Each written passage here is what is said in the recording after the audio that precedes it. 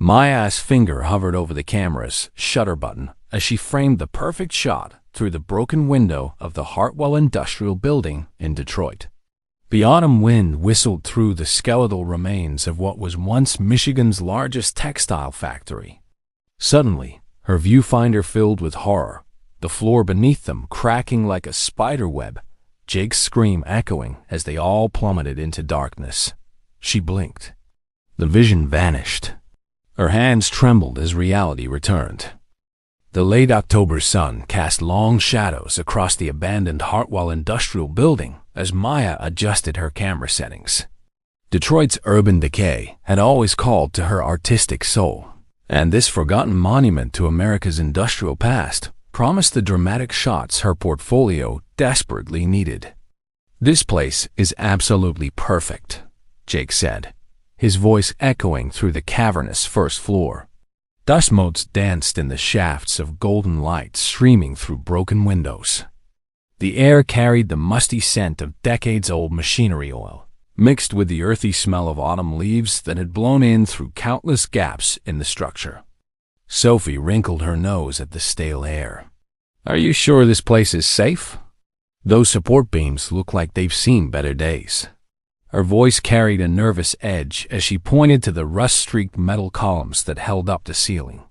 Maya lowered her camera, still shaken by the vivid premonition that had gripped her moments earlier. The vision had felt so real, the sensation of falling, the sound of splintering wood, the terror in her friend's eyes. But looking around now, the building seemed solid enough, despite its weathered appearance. The city condemned it in 2019, but the structure's still sound. Jake assured them, pulling out his phone to start filming. "I researched it before we came. Besides, we're just here for photos, not a demolition party." The building stretched 4 stories high, its brick facade bearing the scars of Michigan's harsh winters and decades of neglect. Graffiti artists had claimed portions of the lower walls, their colorful tags providing stark contrast against the industrial browns and grays. Maya found herself drawn to these juxtapositions, the way nature and human creativity reclaimed what industry had abandoned. "Let's start on the 3rd floor," Maya suggested, fighting the unease that clung to her like the building's persistent chill. "The light should be incredible up there right now." They climbed the concrete stairwell, their footsteps creating a rhythmic echo that seemed to follow them upward. With each floor, the temperature dropped noticeably, and Maya pulled her jacket tighter. The October wind found every crack and crevice in the building's envelope, creating an almost musical whistling that should have been atmospheric but instead felt ominous. Sophie paused on the 2nd floor landing, catching her breath. "Did you guys hear that?" They stopped, listening.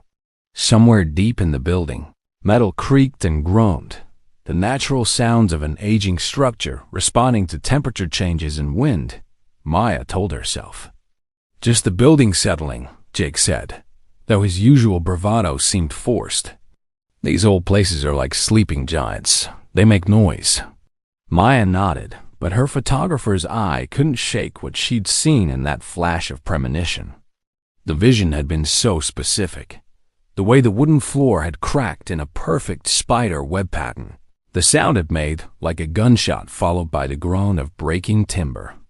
Most disturbing was how real it had felt, as if she were remembering something that had already happened rather than imagining something that might. As they reached the 3rd floor, Maya's camera began clicking instinctively. The space was magnificent in its decay. Rows of broken windows created a gallery of frames, each offering a different perspective of Detroit's skyline. Abandoned machinery stood like sculptural monuments to a bygone era, their forms creating dramatic silhouettes against the dying light. "This is it," she whispered, raising her camera. "This is the shot."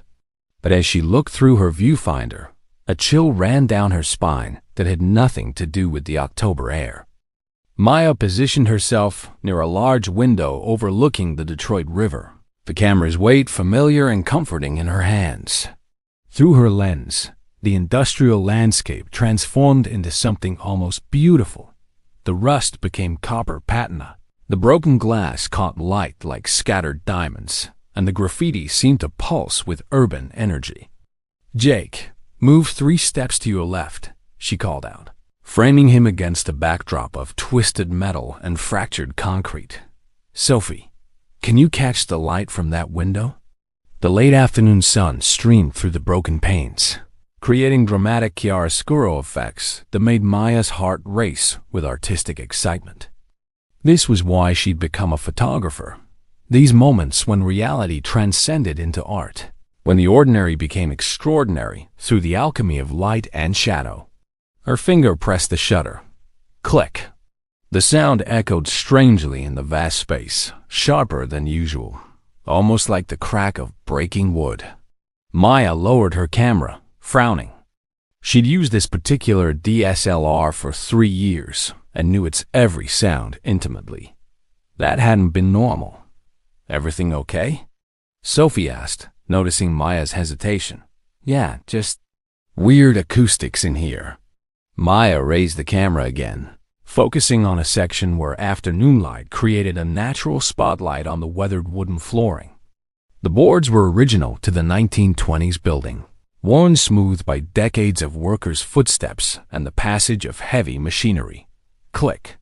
There it was again, that sharp, splintering sound that seemed to come from beneath them rather than from her camera. Maya's hands began to tremble as the memory of her premonition surged back with overwhelming clarity. In the vision, it had started exactly like this. The strange sound of her camera, followed by the floor giving way. "Guys, maybe we should move to a different spot," Maya said, trying to keep her voice casual, even as panic began to claw at her chest. Jake was posed dramatically near what appeared to be the strongest section of floor, directly over the building's main support beam. "Come on, Maya. This lighting is perfect. Don't you want to get the shot while we can?" The rational part of Maya's mind agreed with Jake. The late afternoon light would be gone within the hour, and they'd driven 3 hours from Ann Arbor specifically for this session. But the premonition had felt so real, so immediate. She could still feel the sensation of falling, the helpless terror as the floor disappeared beneath their feet. Sophie moved closer to Jake, and Maya's viewfinder framed him perfectly against the industrial backdrop. Her finger hovered over the shutter button. This was the shot. She could feel it in her bones. This would be the image that launched her career, that captured something essential about Detroit's resilience and decay. But as she prepared to press the shutter, she noticed something that made her blood run cold. Through her camera's viewfinder, she could see hairline cracks running through the wooden floorboards directly beneath her friend's feet. Cracks that formed an almost perfect spiderweb pattern, exactly like in her vision. "Don't move," Maya shouted, lowering her camera abruptly. Jake and Sophie froze, startled by the urgency in her voice. "What's wrong?" Sophie's voice was tight with sudden fear. Maya pointed at the floor beneath them.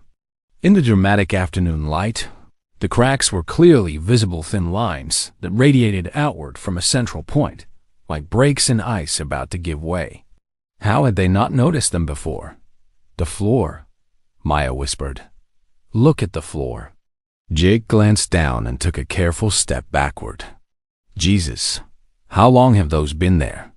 "They weren't there when we walked in," Sophie said, her voice barely audible. "I would have noticed." Maya's camera hung heavy around her neck as she studied the pattern of cracks.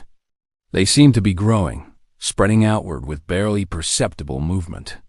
Or was that just her imagination, fueled by the terror of her premonition? A low groan emanated from somewhere deep within the building S structure, not the settling sounds they'd heard earlier, but something more ominous. It sounded like the building itself was in pain. "We need to get off this floor," Maya said, backing toward the stairwell. Now, they moved carefully, testing each step before putting their full weight down. The wooden boards creaked ominously beneath them, and Maya found herself holding her breath until they reached the concrete landing of the stairwell. "Maybe we should call it a day," Sophie suggested, her face pale in the dim stairwell lighting. But Jake shook his head. We came all this way. Let's try the 4th floor. It might be more stable up there." Maya wanted to leave, every instinct screaming at her to get out of the building. But the photographer in her knew Jake was right. They'd driven hours for this shoot, and she needed these images for her upcoming gallery submission. Besides, premonitions weren't real, were they? Just anxiety manifesting in vivid daydreams. "Okay," she said finally, "but we stay away from any areas that look questionable." As they climbed toward the 4th floor, Maya couldn't shake the feeling that they were walking deeper into the trap her vision had warned her about. Each step seemed to echo with the sound of her camera's shutter, and each echo sounded more like splintering wood. The 4th floor greeted them with an entirely different atmosphere. Where the 3rd floor had been cavernous and open, this level was divided into smaller rooms that must have once housed administrative offices. The air was thicker here, heavy with the scent of old paper and forgotten time. Broken filing cabinets lay scattered like fallen soldiers, their contents long since claimed by mice and weather. Maya felt marginally safer on what appeared to be solid concrete flooring. Those sections were covered with the same aged wooden planks that had shown the ominous cracks below. She kept her distance from these areas, positioning herself and her friends on the more solid-looking surfaces. "The view from here is incredible," Jake said, approaching a window that faced west toward downtown Detroit. The glass was mostly intact on this floor, though spider-webbed with cracks that caught the dying sunlight like prisms. Maya raised her camera, trying to recapture her earlier enthusiasm. Through her viewfinder, Detroit's skyline stretched out in golden hour glory, the Renaissance Center gleaming like a beacon, the Detroit River reflecting the sky's colors, and closer buildings creating a layered cityscape that spoke to the city's complex history of rise and decline. Click. The sound was normal this time, the familiar mechanical whir of her DSLR's shutter and mirror mechanism. Maya felt some of her tension ease. Maybe her premonition had been nothing more than artistic anxiety, the pressure to capture the perfect shot, manifesting in paranoid fantasies. "That's beautiful, Maya," Sophie said, looking over her shoulder at the camera's LCD screen. "The way the light hits the buildings, it's like the city is on fire, but in a good way." Maya smiled, feeling more like herself. This was what she lived for, these moments when her art connected with others, when she could share her vision of beauty in unexpected places. She moved to a different angle, seeking a composition that would include some of the building's interior elements to frame the cityscape beyond.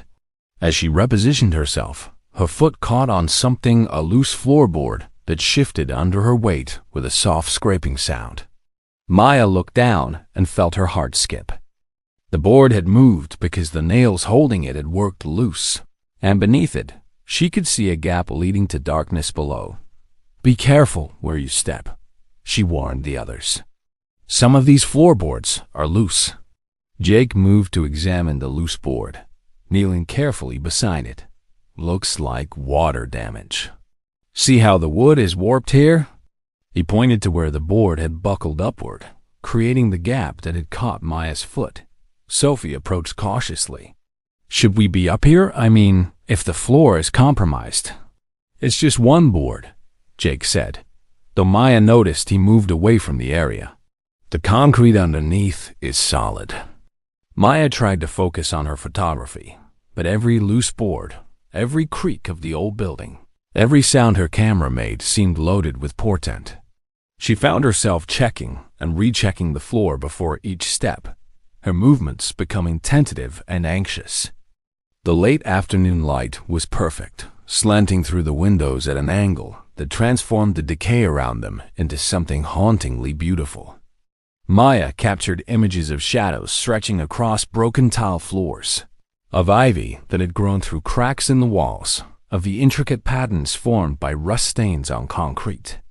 But with each shot, the sound of her camera's shutter seemed to grow louder, more sharp, more like the crack of breaking wood she'd heard in her premonition.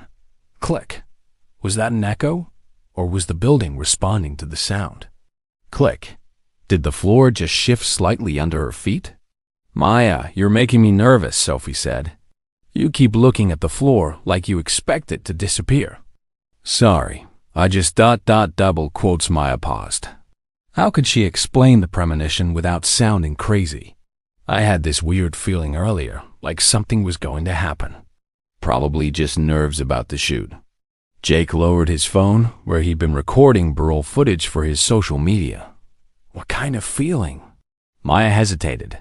Like the floor was going to collapse.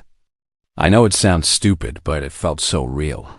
The words hung in the air between them, made heavier by the building's constant subtle sounds, the whisper of wind through broken windows, the distant settling of old timber, the almost imperceptible groaning of a structure that had stood for over a century, but might not stand much longer.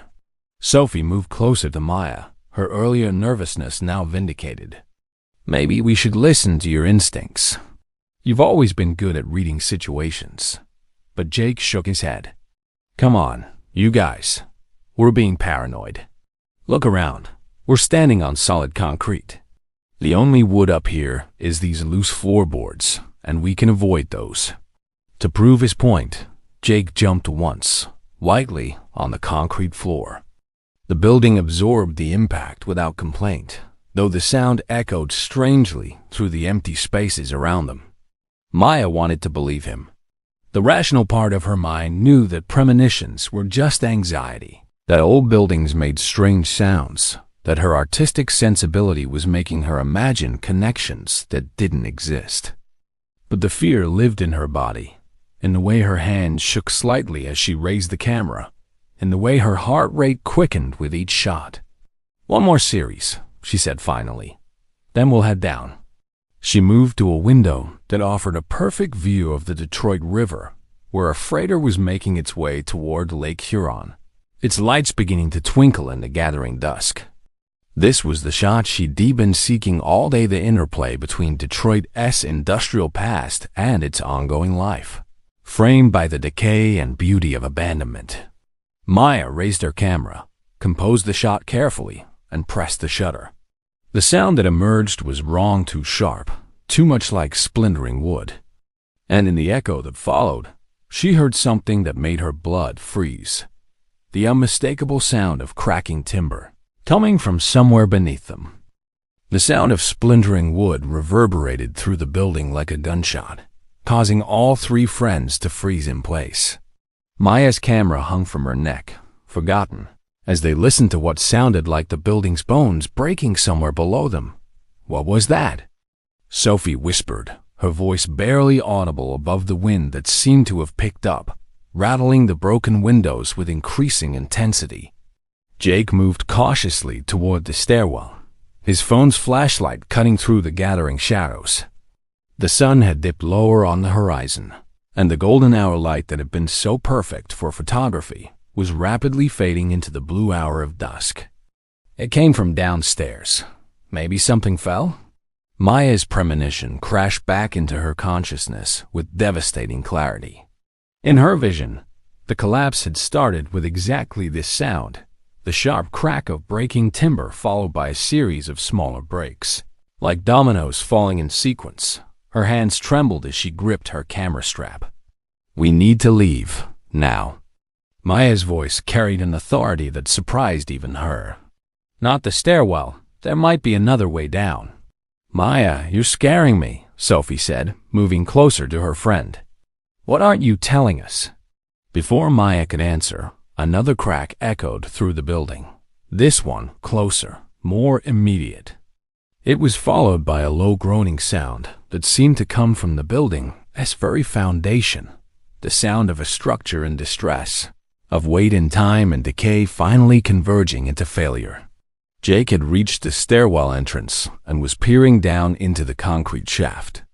"I can't see anything wrong with the stairs themselves," he called back. "Whatever's happening is in the main building areas." But Maya remembered her vision with photographic precision. The collapse hadn't started with the stairwell. It had begun with the wooden floors, spreading outward like cracks in ice. And they were standing on a floor that was partially wood, directly above the area where she'd seen those spider web fractures. "There," she said, pointing to a window on the far side of the floor. "Fire escape. I saw it when we were outside." They moved carefully across the floor, avoiding the loose boards that seemed to shift and creak more ominously now. Each step felt like a gamble, and Maya found herself holding her breath until they reached the relative safety of the concrete near the windows. The fire escape was there, just as she remembered, a rusty metal structure that clung to the building's exterior wall like a skeletal hand. The window that accessed it had been painted shut decades ago, but Jake managed to force it open with his shoulder, the old paint cracking and flaking away.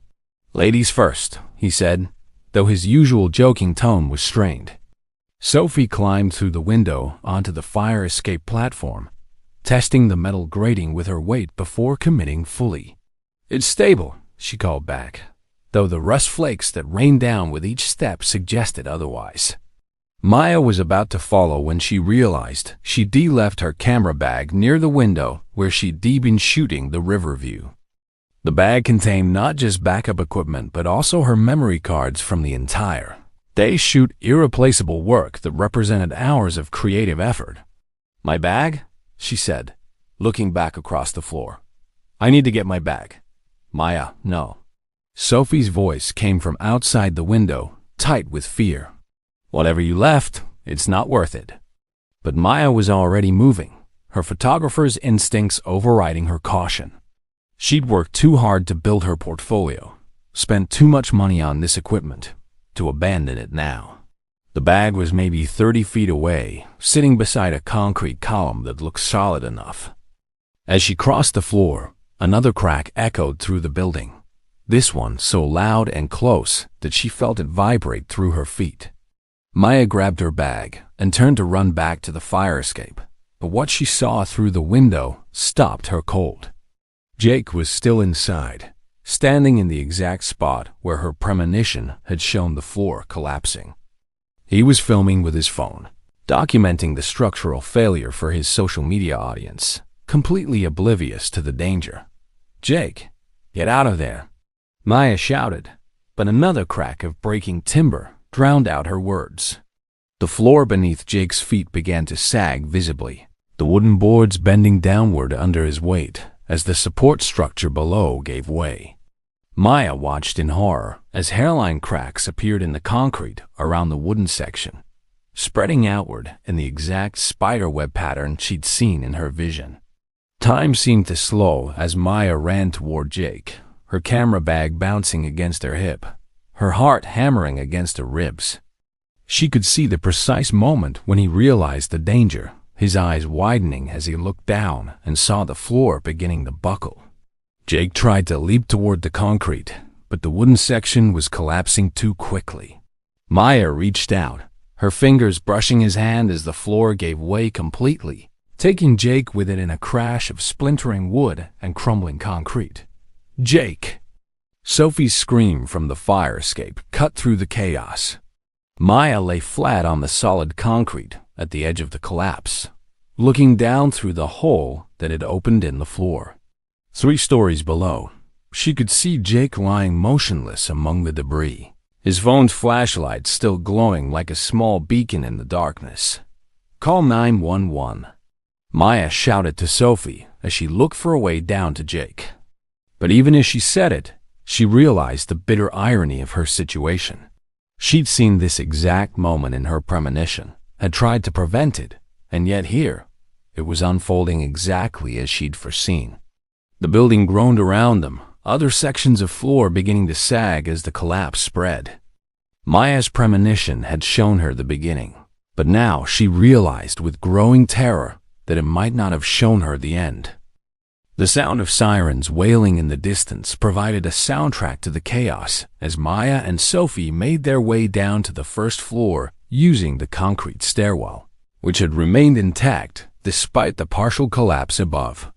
Maya's hands shook as she gripped the metal railing, her camera bag bouncing against her hip with each hurried step.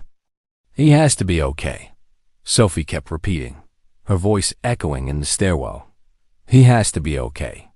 Maya said nothing, focusing all her energy on reaching Jake. But with each floor they descended, her premonition seemed to expand, revealing details she hadn't seen before. The vision wasn't just about the collapse. There was something more, something darker waiting in the aftermath. They reached the first floor and ran toward the area where Jake had fallen. The late evening light filtering through the broken windows was dim and gray, making it difficult to see clearly. Maya pulled out her phone's flashlight, the LED beam cutting through the dusty air filled with particles from the collapse above. Jake lay among a pile of broken wooden beams and chunks of concrete, his body twisted at an unnatural angle. But as Maya approached, she saw his chest rising and falling. He was breathing, unconscious but alive. Blood trickled from a cut on his forehead, and his left arm was bent in a way that suggested it was broken. "Jake," Sophie knelt beside him, careful not to move him. "Can you hear us?" His eyes fluttered open, unfocused and confused. What happened?" "The floor collapsed," Maya said, relief flooding through her despite their dire situation. "Don't try to move.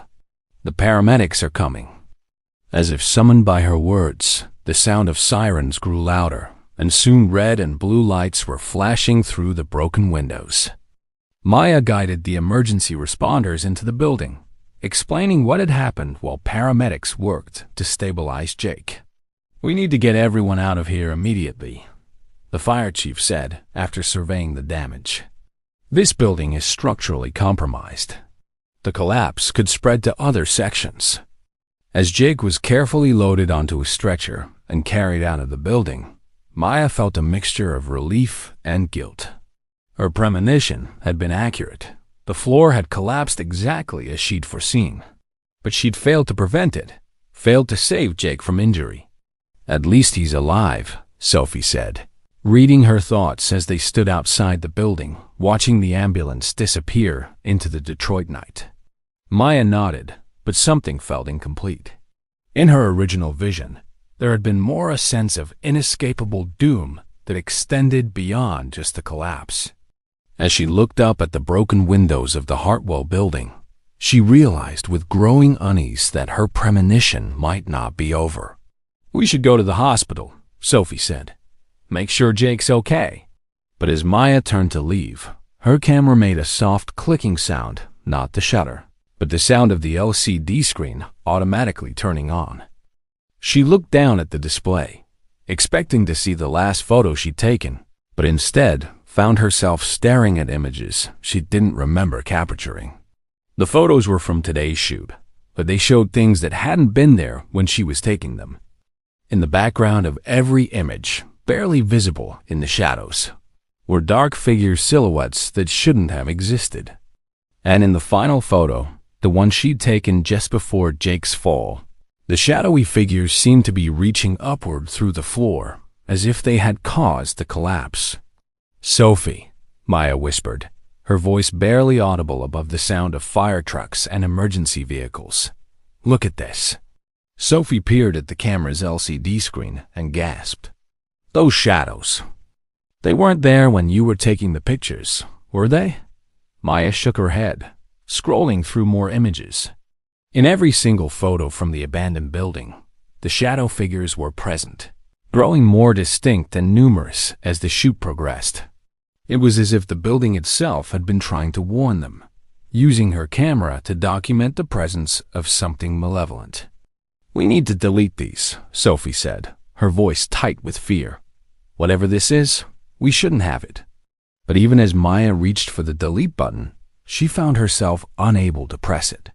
The photographer in her was fascinated by what she was seeing, evidence of something beyond normal perception, captured through the mechanical eye of her camera. These images could change everything, could prove that there were forces in the world that science couldn't explain. As she stood there, torn between fear and curiosity, Maya's camera made another soft clicking sound. The LCD screen flickered, and when it stabilized, a new image appeared, one that made her blood run cold. It was a photo of her and Sophie standing outside the building at this exact moment. But in the image, the same dark figures were rising from the ground beneath their feet, reaching upward with grasping hands. Maya looked up from her camera to find Sophie staring at her with wide, terrified eyes. "Maya," Sophie whispered, "look behind you." Maya turned, and in the flickering light of the emergency vehicles, she saw them, the shadow figures from her photos, no longer confined to digital images, but moving through the real world like smoke given form. They rose from the ground around the building, dozens of them, their shapes becoming more solid and defined with each passing second. "Run!" Maya breathed, and then louder, "Run!" They sprinted towards Sophie's car, but the shadows moved faster, flowing across the ground like spilled ink.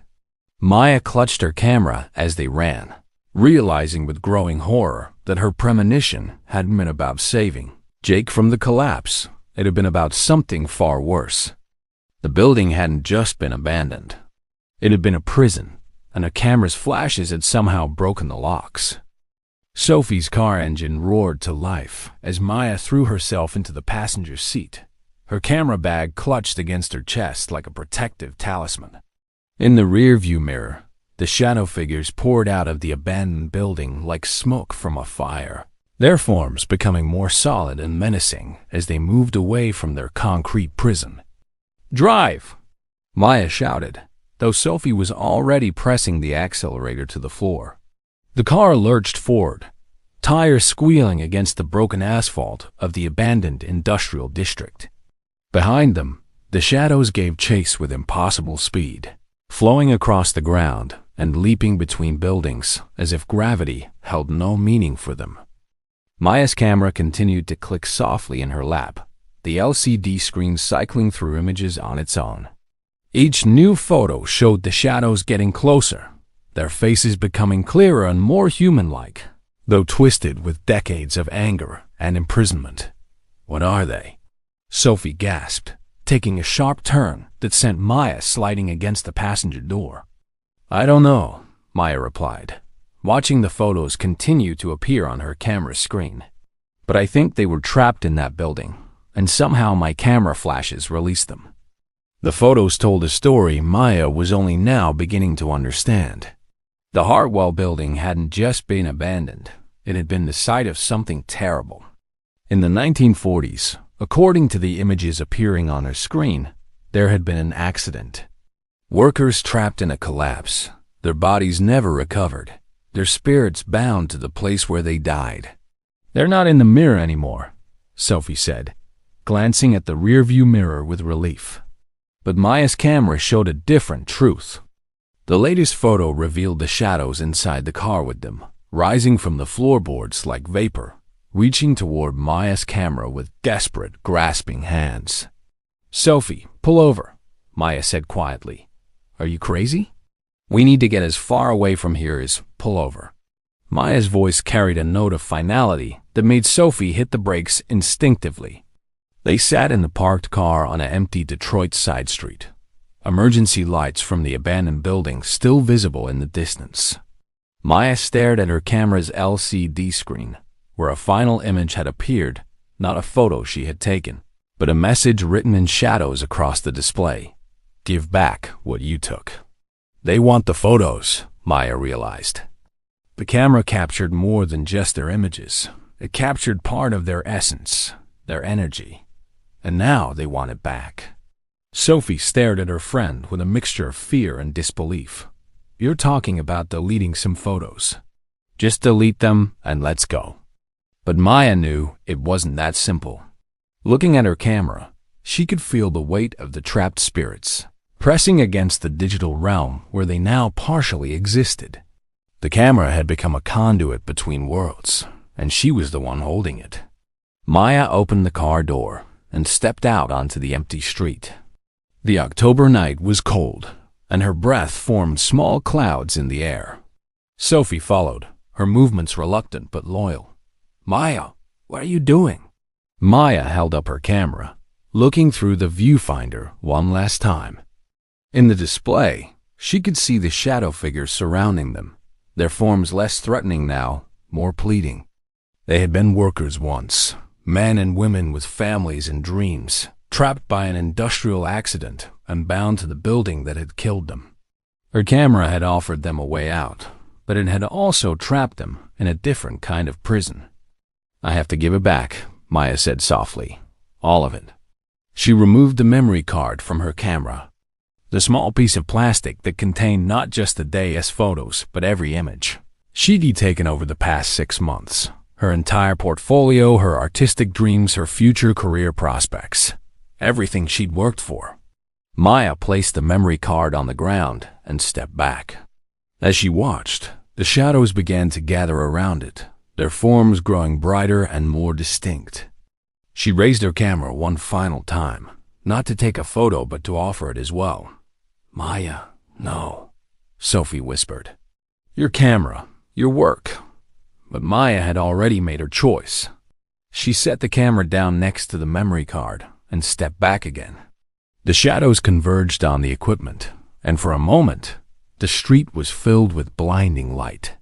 When the light faded, both the camera and memory card were gone. In their place lay a small pile of ash that the Detroit wind quickly scattered. Maya felt a profound sense of loss, but also of peace. The shadows were gone, returned to whatever realm they belonged to, and the living were safe once again. "I'm sorry," Sophie said, putting her arm around Maya's shoulders. "I know how much your photography meant to you." Maya nodded, tears streaming down her face for reasons she couldn't fully articulate. "Maybe some things aren't meant to be captured," she said quietly. As they walked back to the car, Maya didn't notice the small digital camera lying in the gutter 20 feet away, its red recording light blinking steadily. Jake's backup camera, the one that had fallen from his pocket during the collapse, had been recording everything. And in its memory, the shadow figures still waited.